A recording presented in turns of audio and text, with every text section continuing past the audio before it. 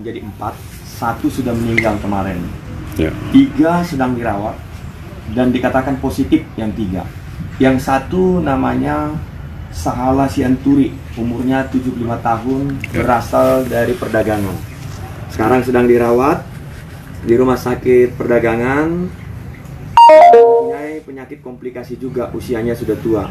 Dan ini juga dikatakan positif, sudah dites oleh rapid test lab ronsen dan sudah dicek, begitu juga dokter radiologi, termasuk juga dokter laboratorium dan dokter paru. Jadi ini dikatakan positif.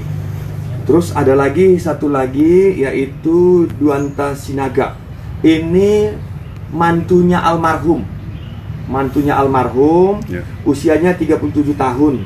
Kebetulan dia tinggal di Perum Mandiri Karanganyar. Ini mantunya almarhum. Jadi dia juga dikatakan positif. Sekarang sedang kami jemput agar dibawa ke rumah sakit untuk dirawat juga di rumah sakit perdagangan. Dari hasil pengetesan kita kemarin, dari sampel yang kita periksa di rumah almarhum, itu ada 70 sampelnya.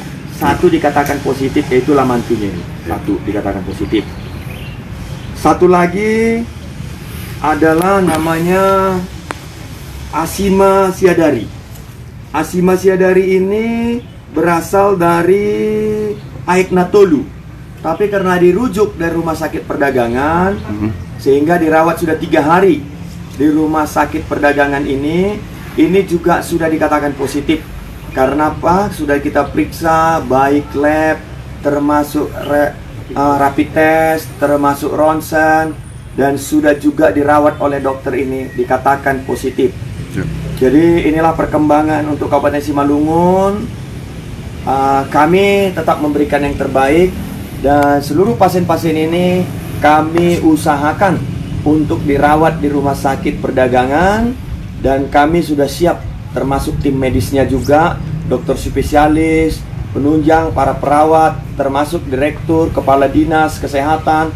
Kami sudah siap, tim gugus, untuk memberikan pelayanan di tengah-tengah masyarakat Kabupaten Simalungun. Langkah-langkah yang kami ambil, khususnya siang ini nanti jam 4 sore, kami akan terjun langsung ke perdagangan di daerah, yaitu tempatnya Pak Sahala ini.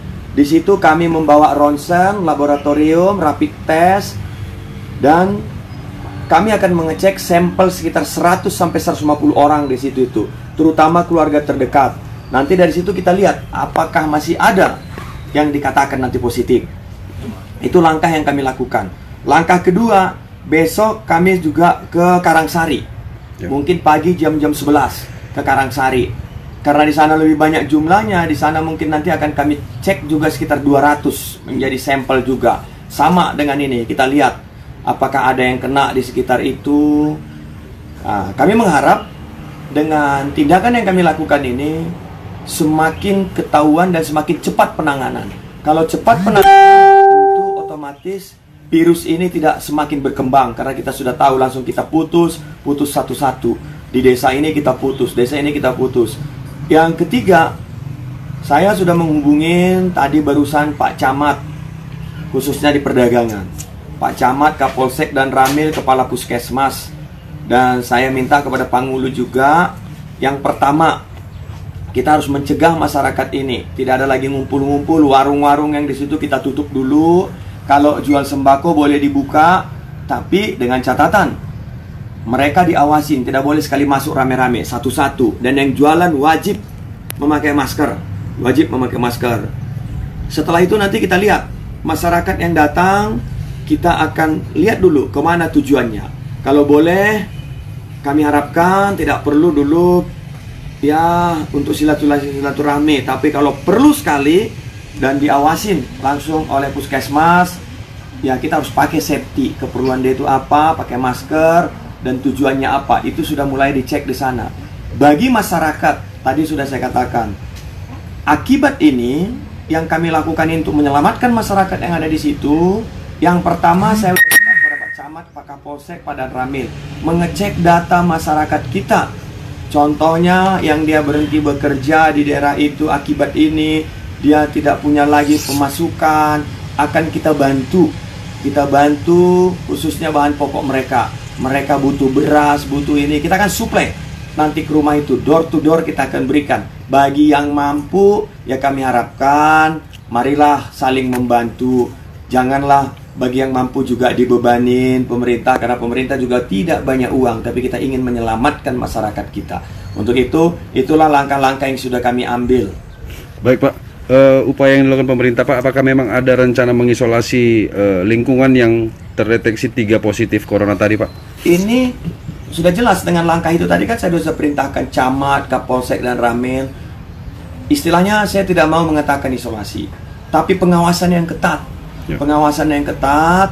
Terus dengan pengawasan yang ketat ini, warung, kalau ada kedai-kedai tua di situ tuh, warung-warung kopi kita tutup semua untuk sementara. Tapi ingat, kalau jualan bahan pokok dia boleh tetap jualan dengan catatan dia tidak boleh menerima orang banyak-banyak, satu-satu, ngantri, budaya ngantri, jaraknya 2 meter satu orang, 2 meter. Nah ini yang kita lakukan.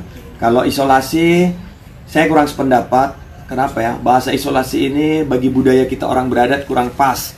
Tapi kalau yang kita katakan bekerja sama, kita sampaikan pemahaman kepada keluarga, kepada masyarakat.